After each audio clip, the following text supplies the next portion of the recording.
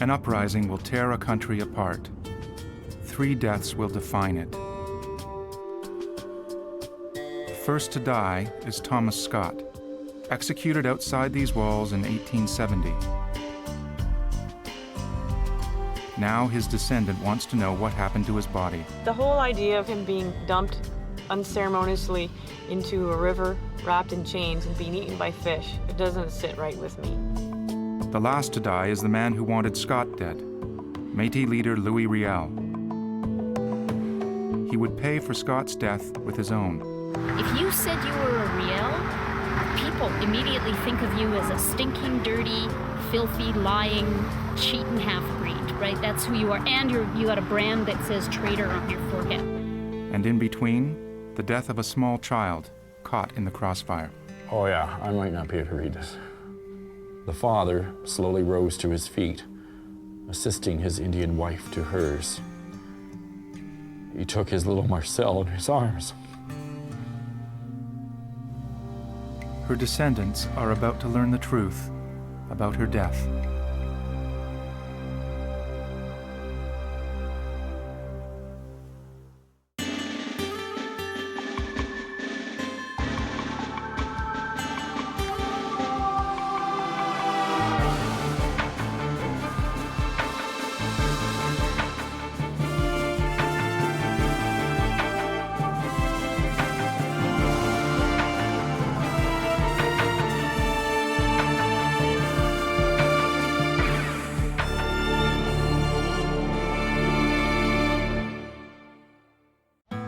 The statesman, that's what everybody wanted, really. Exactly.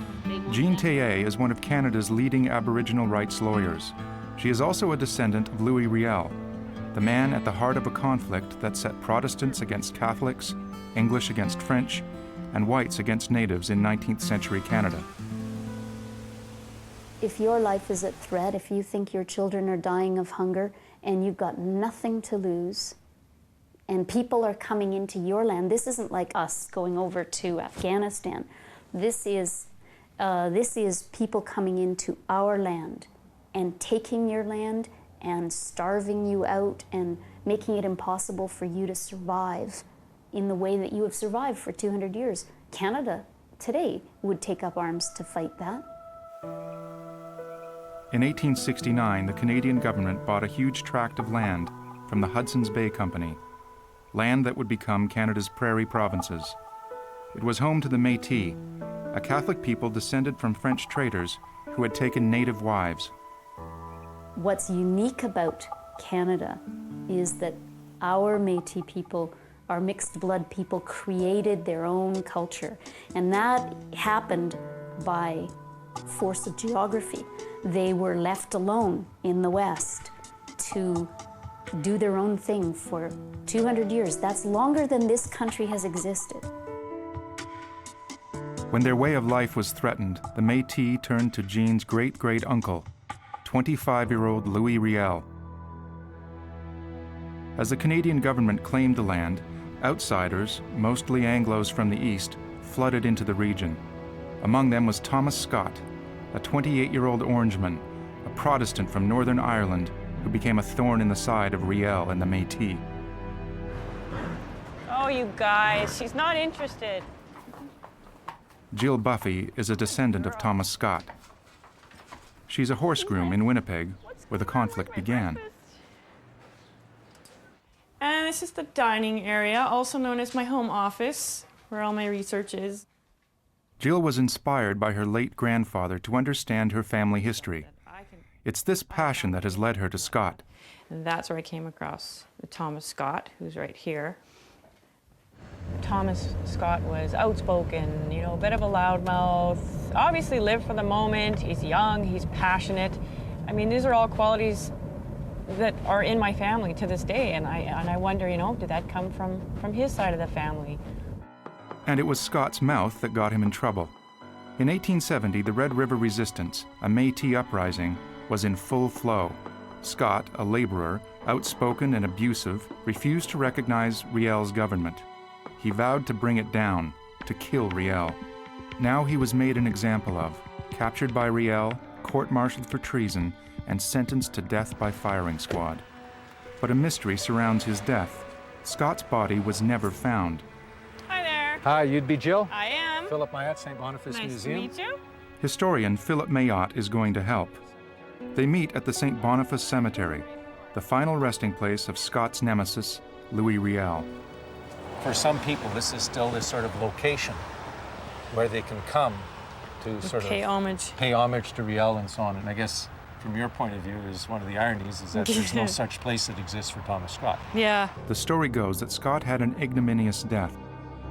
Shot by a firing squad in the depths of a fierce winter, his body bound in chains and dumped in the river through a hole in the ice. Well, according to some of the stuff I've read, he's more likely somewhere near the mouth of the Seine River. Yeah. But Mayot's next thought is one that Jill had never considered. The other story that I've heard, and again, this is just oral history, is that what they did was they took the body out and he's buried somewhere. Really? And the tradition is that there's only one person who knows where that gravesite is. But literally, in their dying act or their last will, and they pass that secret on to someone else. Really? So that's one of the traditions that I've picked up orally. I have no other source for it or anything like this, and the person who told me that story is now deceased. Again, it becomes the stuff of legends. Yeah. And why such secrecy? Like, you're not going to be reprimanded now if you come forward No. 150 years later and That's say, right. my great-great-grandfather was the one who did it, okay? And here's the body. Yeah. Nothing's going to happen Nothing's to gonna them. happen. And Mayot's story has given Jill a new direction, to pierce the secrecy surrounding Scott's remains. Scott's execution on March 4, 1870, sent a clear message to the Government of Canada. A new province was created, Manitoba. The Metis were left alone with their language, culture, and religion. But it didn't last. News of Scott's execution spread to neighboring Ontario, and there was outrage. By May, 400 British soldiers and over 700 Canadian militiamen were on their way from central Canada. There was no railroad in the region in 1870, and the journey would take 2 months.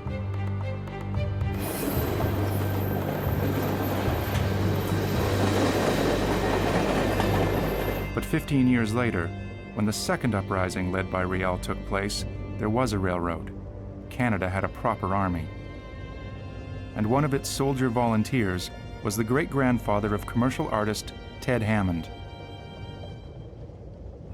We go north from here 300 miles to Batoche, our main objective. Louis Riel is waiting there for us. So, I mean, you wonder what goes through his head when he was writing this.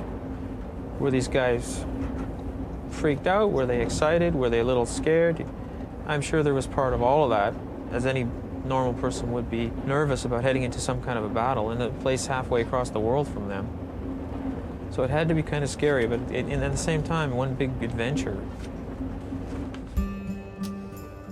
Ted knows his great-grandfather, Walter Francis Stewart, kept a diary of his life as a soldier. But he has only a fragment of it that describes the death of a young Métis girl caught in the crossfire during a battle.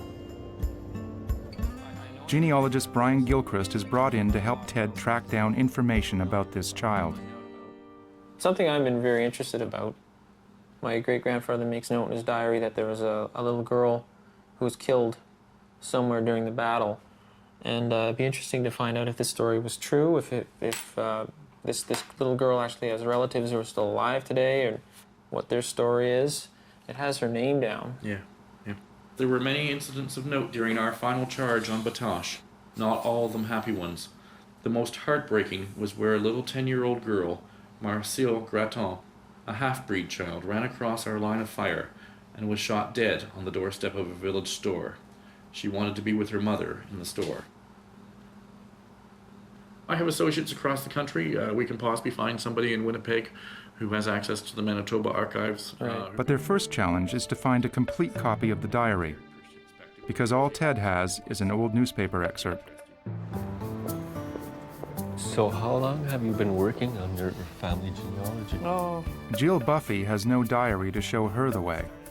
She visits a local archive hoping to learn more about her ancestor, Thomas Scott, executed by Louis Riel. According to one witness, Scott was angry and defiant. Scott was asked on several occasions to leave the country. He persistently refused and said out loud on several occasions that he would stay in Manitoba until he had sent a bullet to the head of this French Metis of Riel. Ah. Them's fighting words. There is no official record of Scott's fate, but the archive contains rare eyewitness accounts.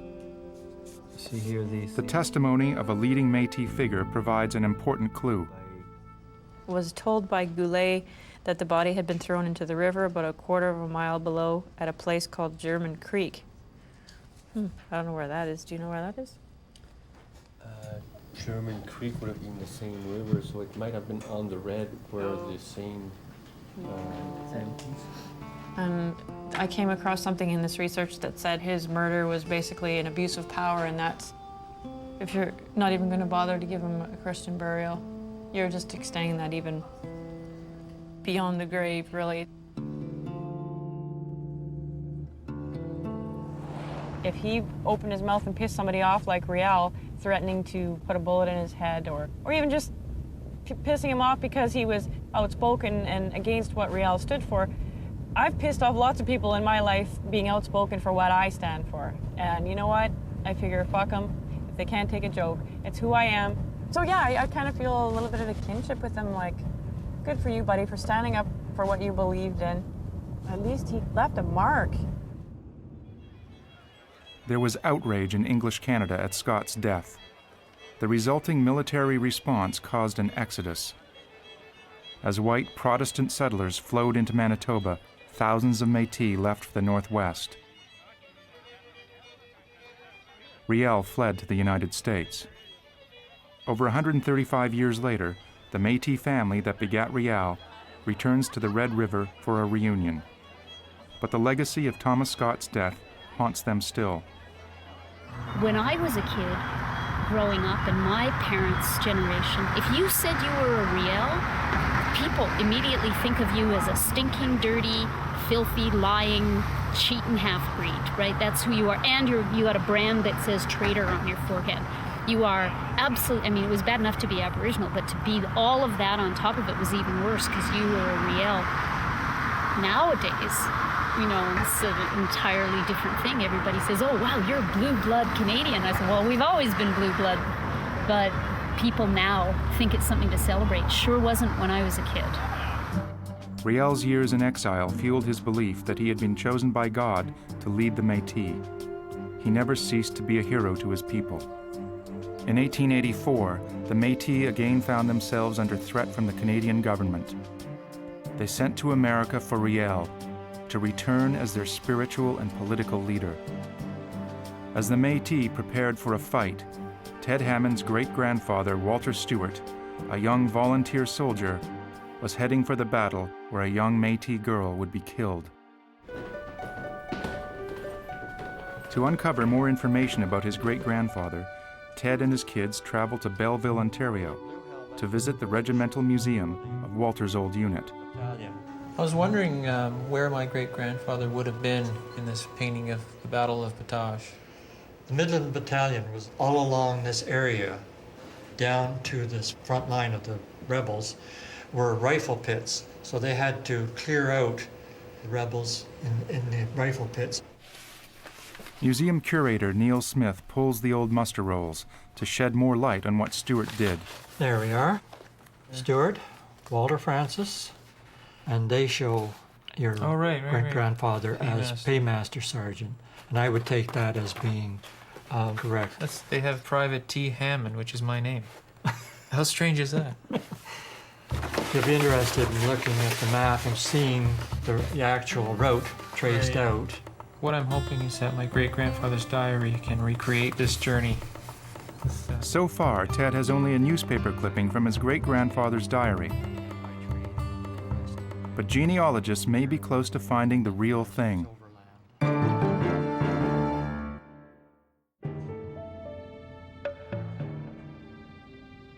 In the special collections of the Toronto Reference Library, Brian Gilchrist thinks he's tracked down what he hopes is a rare full transcription of the original diary. Wow. Journal during active service with Midland Battalion, 1885. I'd like to try and find that same passage where he talks about the death of the little girl.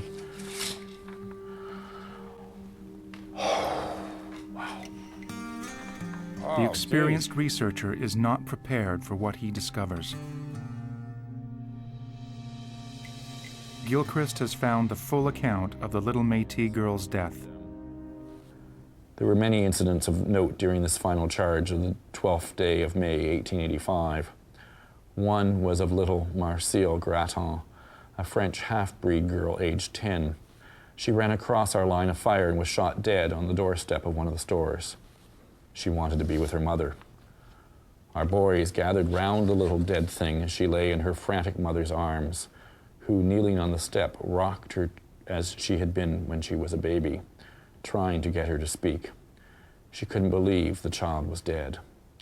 Suddenly, a figure was seen to break away from among the group of prisoners then under guard, farther up the street. Bareheaded and in shirt sleeves, he bounded like a panther through the crowd, pushing our men right and left until he came to the mother and the little dead girl. He stood for a moment looking down at them, his long black hair half covering his face. Then dropping to his knees, he stroked his little daughter's hair gently, reverently. Oh, poor little Marcille est morte. He passed his other arm about his wife's shoulder, and the tears welling up in his eyes dropped on the little girl's dead hand. The group of soldiers looking on were deeply touched by the scene that was being enacted at their feet. I'd sooner let them keep Batoche than to have hurt one hair of that little poor girl, one soldier was heard to exclaim. The father slowly rose to his feet, assisting his Indian wife to hers. He took his little Marcel in his arms, and they slowly made their way towards the setting sun and the ravine, where a few hours ago we were fighting our way towards the finish of this campaign. Such is life, such is death.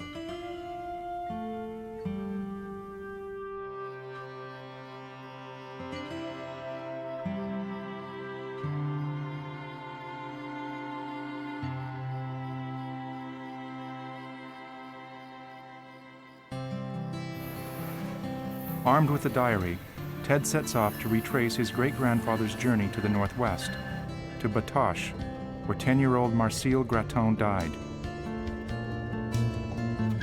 As Ted heads west, Jill Buffy is searching for clues about what happened to her ancestor, Thomas Scott.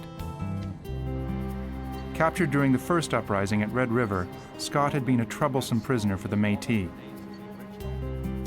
After his trial, conducted in French, a language he didn't understand, Scott met his end at Fort Garry, the center of the Red River resistance. But the idea was that early in the morning, Thomas Scott was led out to the outside walls of the fort. Jill meets Philip Mayotte at the last remaining vestige of that fort. He was either kneeling on the ground, praying when he was executed, or standing up, but essentially he was put up against the wall and executed by a Métis firing squad. And then when you get into the history, the whole deal was the initial volley didn't kill him. Someone came and administered a coup de grace with a pistol shot to the head. And then after that, you delve into the world of the macabre, where there are rumors that he didn't die, and 5 hours later he was nailed in his coffin, pleading to be put out of his misery, that Louis Riel and somebody else actually went and finished him off later. How much of this is just sort of like post-execution sort of hysteria? How much of it is true? We'll never know. We'll never know. Jill had initially believed that Scott's body, bound in chains, was dumped in the river through a hole in the ice, but now she's intrigued with the possibility that he was buried in secret. Now I have about 10 different accounts of what actually happened here, but I want to get to the bottom of, oh boy, get a better account of what might have actually happened. One of the things you might look at is the Métis have a strong oral history. The stories are passed on from family to family and so on. So, you know, if it's possible to get in touch with some of the descendants of whether it's the firing squad or what have you, and if you can build up the trust, like the idea that I'm not here to rub your face in the fact that your great-grandfather killed so-and-so, but just the idea that I'm trying to get a better sense of what happened and so on. you might be able to get something from them. Jill has a head start in finding Métis descendants. Research she's already done reveals repeated references to the same Métis names, specific people who condemned Scott to death and disposed of his body.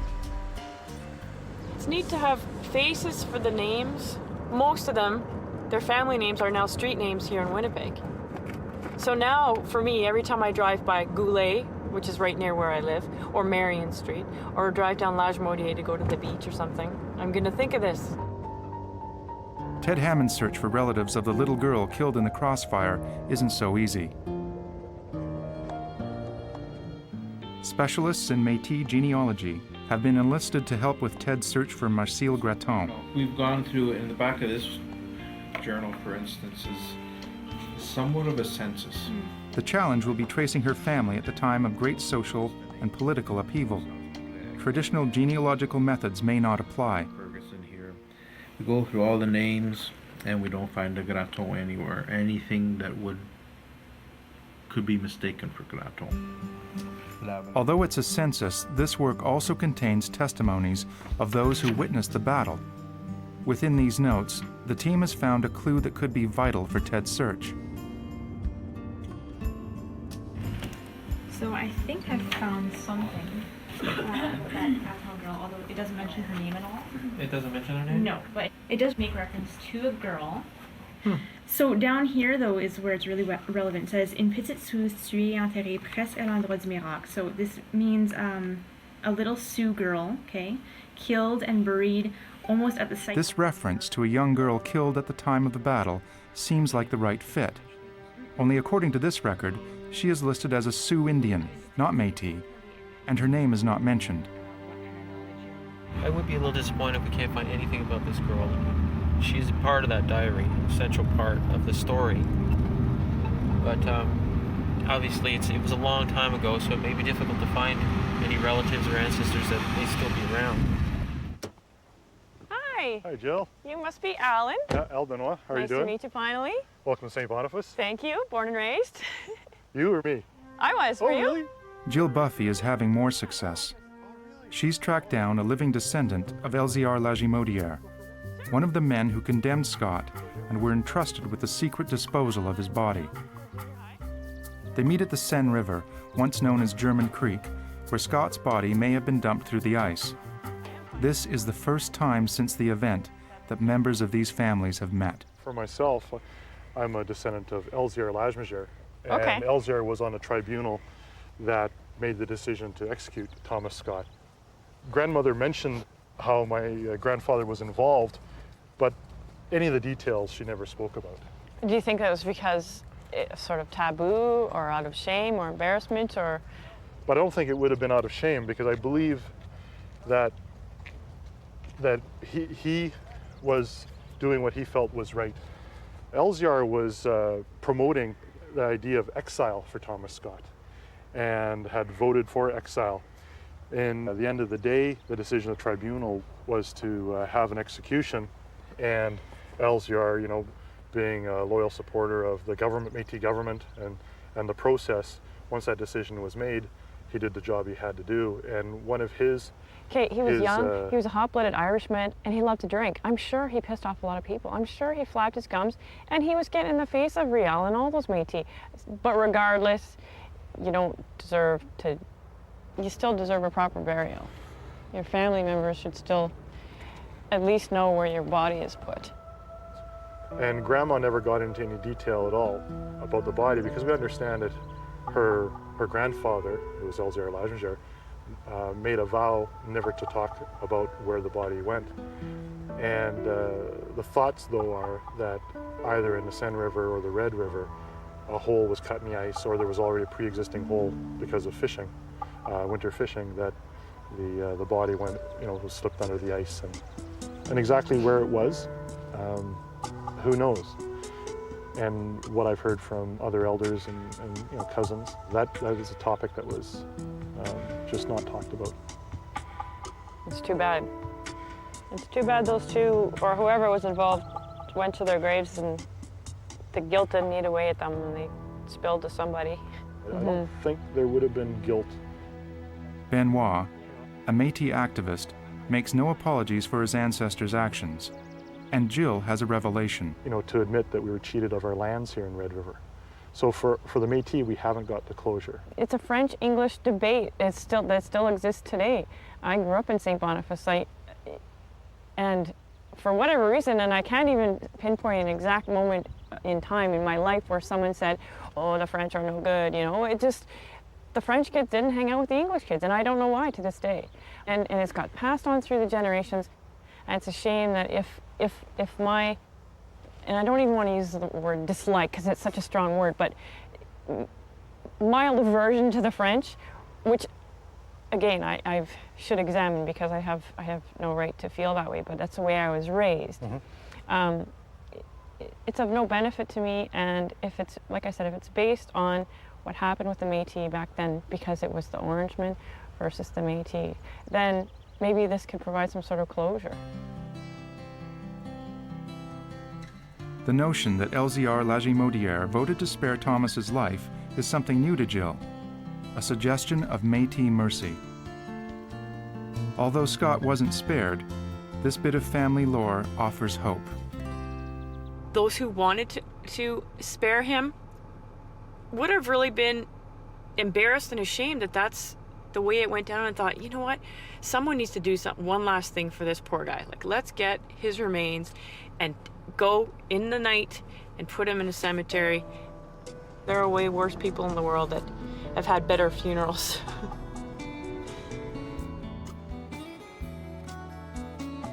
The burial idea is one that Jill will explore with another descendant of the men who disposed of Scott's body.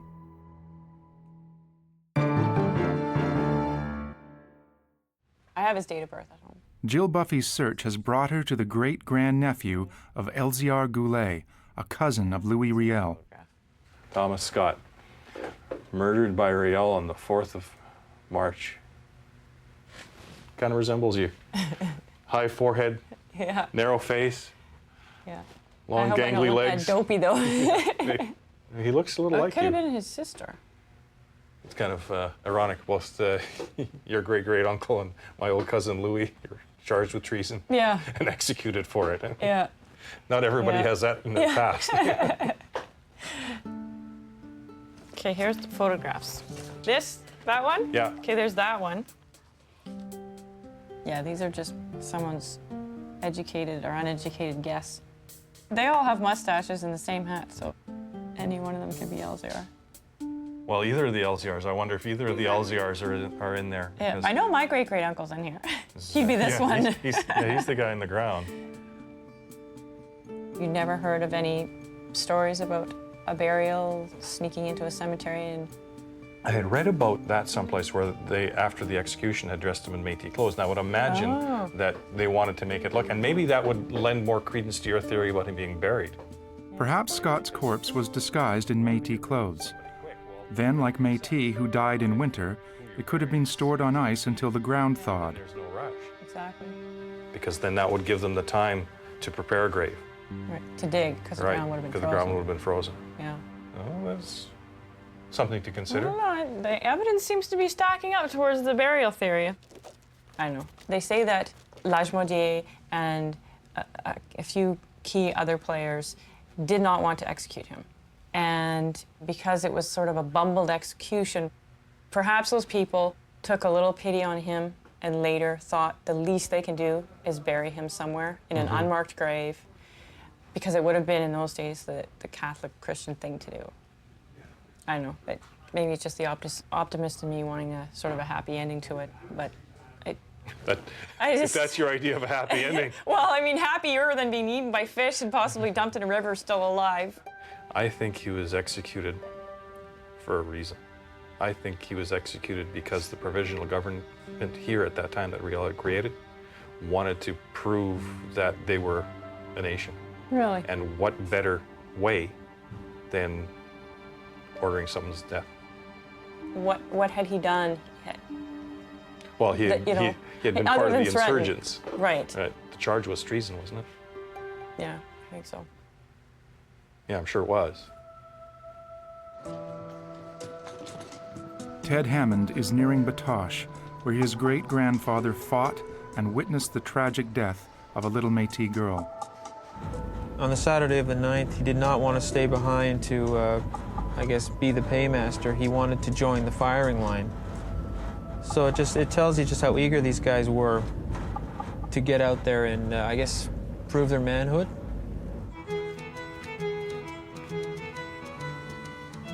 At Saskatoon, just an hour south of the battlefield, Ted meets up with Colin Paul, a man with a passion for this period of history. We represent the Midland Battalion Right. that served in 1885 at Batoche. Can't wait to see the battlefield. Let's get going. Okay. Well, before we go to the battlefield, and I know you're the progeny of a soldier, and you're about the size of the average soldier of the day. So Great. I've got a treat for you here. All right. We're going to go to the battlefield in uniform. Cool. So is this the exact uniform that my great-grandfather would have worn? It's the exact style that he would have worn.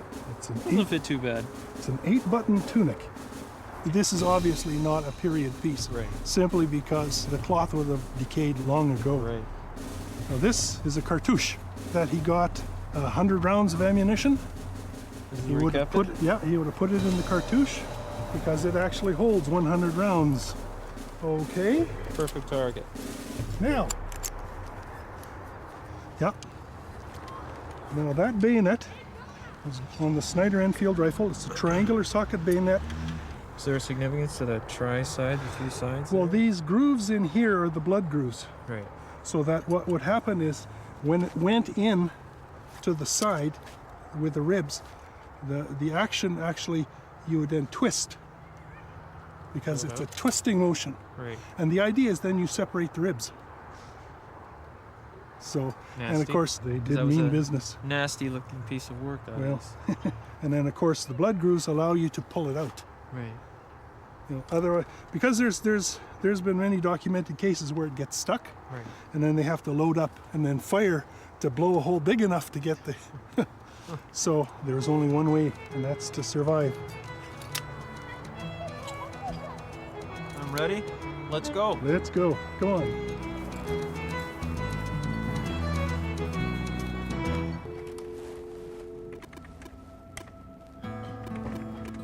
Genealogist Brian Gilchrist has exhausted all conventional methods of tracing living descendants of little Marcial's family.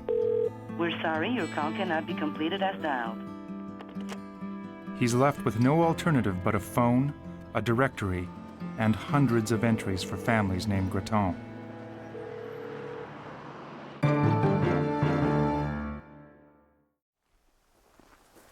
For the first time, Ted Hammond sees the prairie landscape so fiercely fought over by his great-grandfather, Walter Stewart. As you can see, it's a pretty large battlefield. It is. You know, especially if you have to run up and down it for 4 days. In May 1885, these fields were awash in blood. Outnumbered 4-1, the Métis endured a 4-day siege by the heavily armed Canadian forces. Wow. And you see, Quite a view. you see those white things there, just Yeah. in the middle distance? Yeah. That is Batoche. That's all that's left. Those are the foundations of the buildings that were there. Wow. Hungry, exhausted, and low on ammunition, the Métis made their last stand. This is a copy of the painting that was at the Belleville Armory. Can you tell me exactly where we are in relation to this painting? We would be standing right on the ridge right up here. So this is where the Midlanders were. Yeah, we are standing right in the middle of them. Below in the village was a store, and above it a makeshift chapel. It's here that Riel, who once studied for the priesthood, is said to have prayed for a miracle. It was just outside it that little Marcial met her death. So the town was actually caught in the middle. Right. There was Gatling gun fire, there was cannon shell coming down, there were musket from both sides. And a little girl ran out and got shot. Ted's battlefield visit is cut short by an unexpected interruption. That's awesome. It's genealogist Brian Gilchrist. After dozens of cold calls, one has finally paid off. She actually found descendants of the little girl that was killed. And Really? They're going to be here tomorrow. All right, bye-bye. The meeting Ted has hoped for is now just hours away.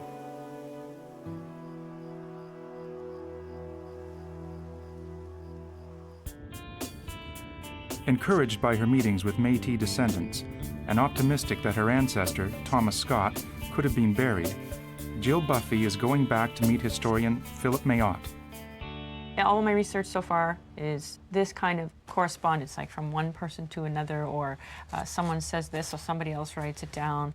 These other theories about, you know, sort of a secret night burial or exile or so on, they all have sort of a certain basis in a conversation or in some discussions or so on, but that's what happens with oral history. Yeah. What's discussed 100 years ago becomes fact 100 years later. So I have no doubt that these discussions probably took place. Scott was indeed executed, and my guess is that he was indeed, you know, shoved through the ice, anchored down by chains, and that's the way he was disposed of. But these were the same people, possibly, that wanted to exile him and not execute him. So maybe they thought they were doing the second best thing they could do. He was executed anyway, so the least they could do Again, would be to... you know, that could be. They were simple farmers, and these were not rough, cold-hearted fighters and killers and so on. So if they were to have buried him in a cemetery, the closest Protestant cemetery would have been the Anglican cemetery at the St. John's Cathedral Parish.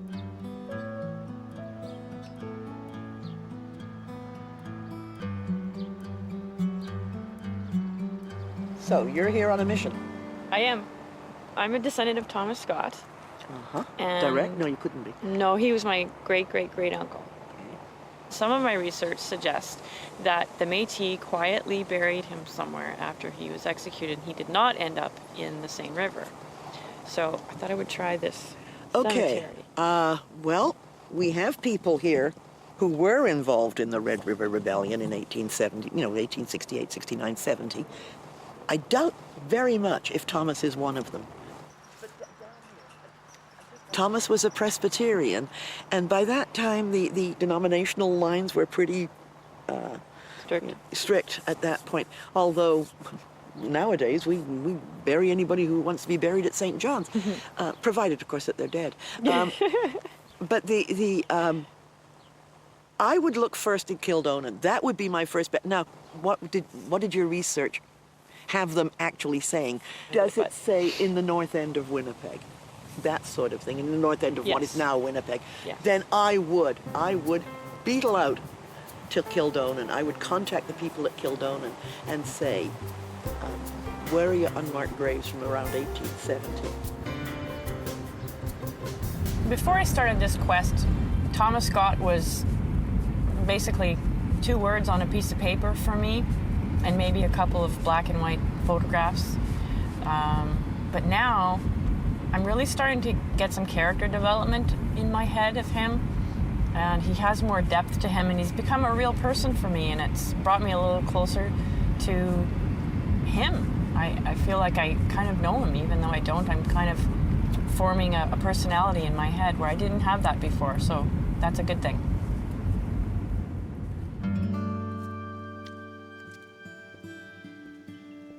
But at Kildonan Cemetery, Jill has no luck. Even if Thomas Scott was buried, if an unmarked grave for him exists, she knows she's unlikely to find it. But her discovery that a burial is a possibility is enough for Jill. It makes the emotional journey she's been on worthwhile.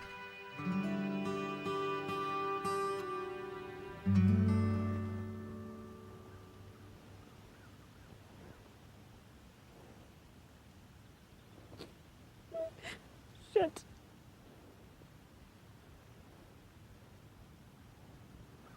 I don't see myself giving up on this.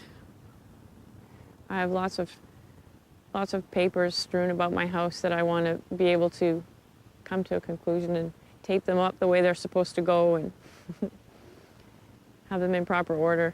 Hopefully there'll be another generation in my family that can give them the complete package and say, okay, here you go. Now you pick up from here.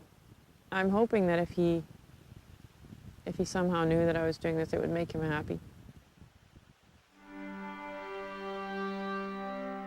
15 years after Scott's death, Riel would lead his people into one more uprising, ending at the Battle of Batoche.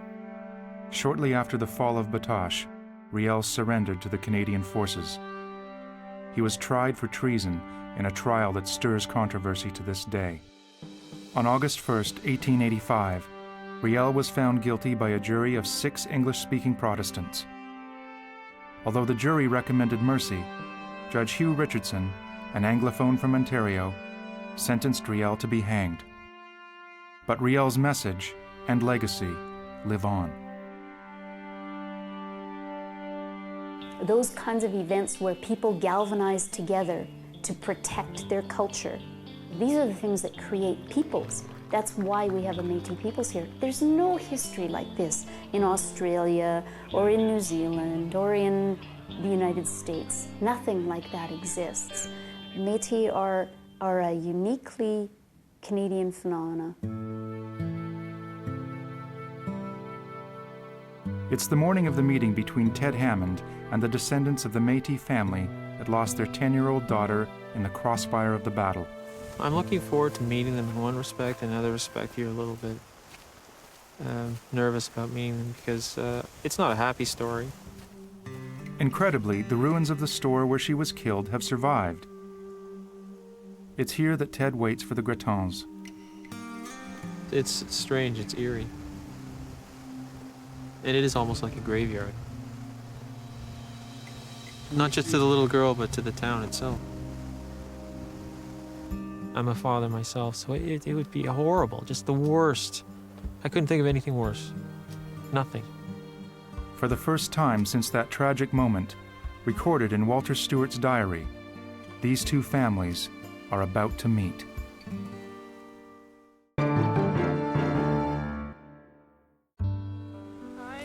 Hi there. So you're Ted? I'm Ted. Hi. My name's Corey Grattan. Nice to meet you. Nice to meet I'm you. Cindy. Hi, Cindy. This is our nephew, Ryden. Hi, buddy.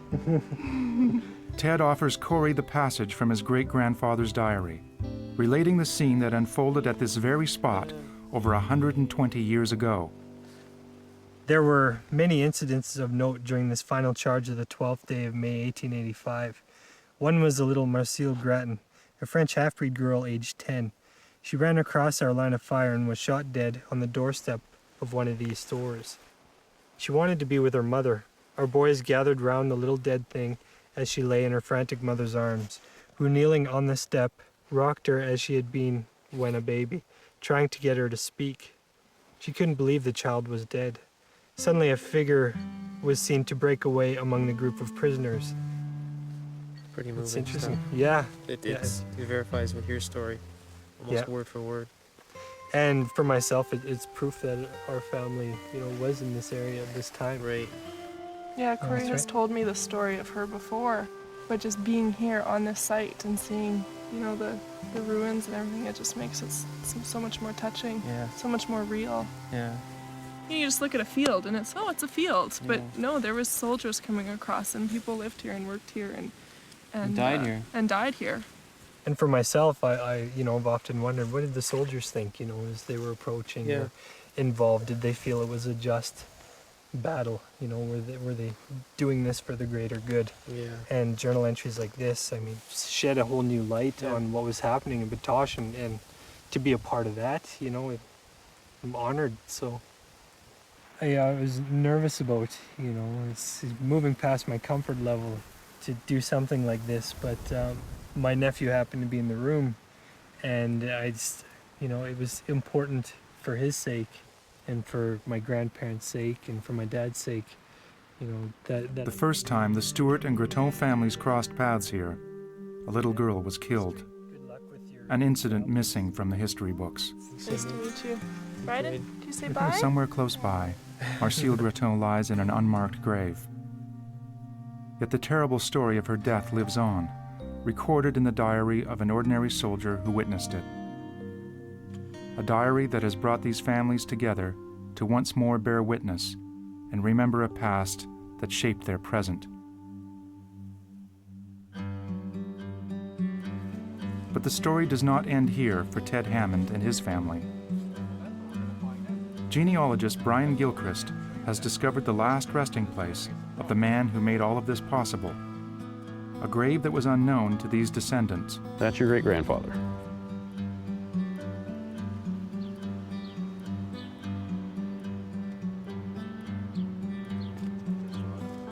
When you read somebody's name on a piece of paper, it tells you nothing about who that person is. But when you actually go to where he lived, you see where he's buried, you read his thoughts in a diary, that puts, flesh on the bone, makes him a person, makes him human. Quite honestly, I probably know more about him than my own grandfather at this point. In loving memory. Walter F. Stewart served in the Midland Battalion for just 16 weeks. His legacy is a priceless record, a diary that ensures future generations will remember what should never be forgotten.